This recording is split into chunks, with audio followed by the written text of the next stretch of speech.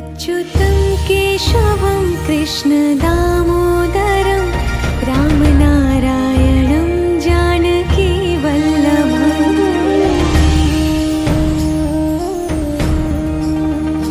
अच्युतं केशवं कृष्णदामोदरं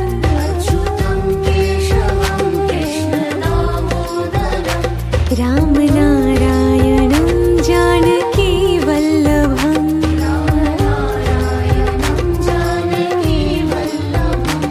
कौन कहते हैं भगवान आते नहीं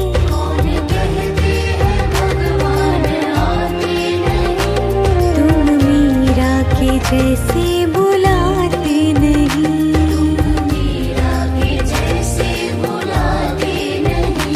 अच्युतं केशवं कृष्णदामोदरं रामनारायणं जानकीवल्लभम्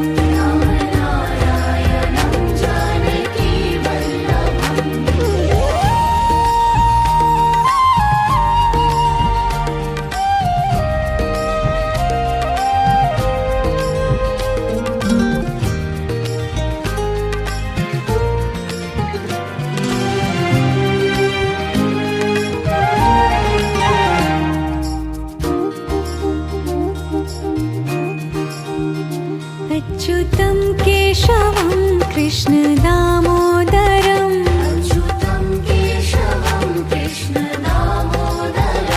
रामनारायणं जानकीवल्लभम्